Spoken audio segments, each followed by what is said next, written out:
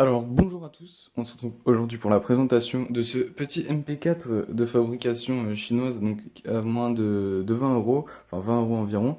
Alors on a le câble de chargement en micro USB, des écouteurs, le MP4 et une notice. Donc la notice tout d'abord, elle n'est donc pas en français. À mon classique on a un petit paragraphe en français, mais voilà, la plupart des informations sont en anglais, les informations principales en tout cas. Donc, on a quand même du français, donc plutôt pas mal pour un produit chinois.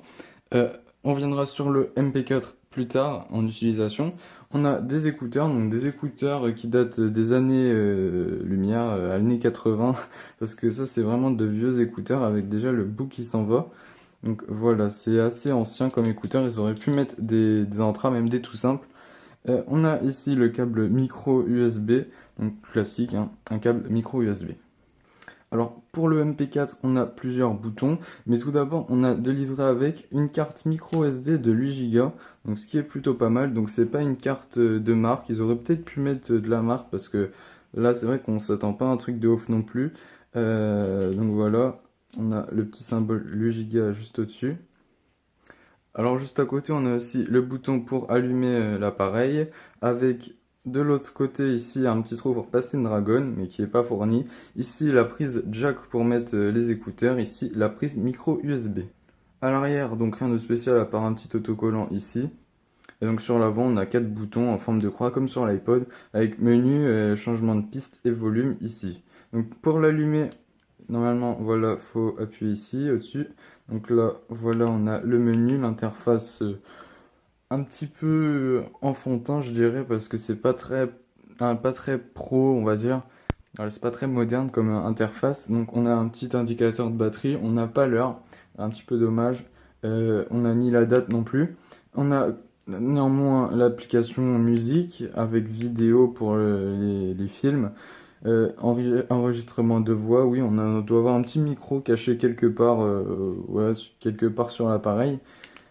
On a la radio FM, donc qui fonctionne seulement en branchant les écouteurs. Le visionnage de photos, les paramètres, texte, donc pour écrire des mémos, et puis c'est tout. Alors, pour sélectionner une application, par exemple, je veux sélectionner quelque chose. Par exemple, je reviens sur musique et je veux la sélectionner. Donc, j'appuie sur menu. Donc là, il y a un petit temps d'attente léger. Et voilà, on a l'interface de lecture de musique.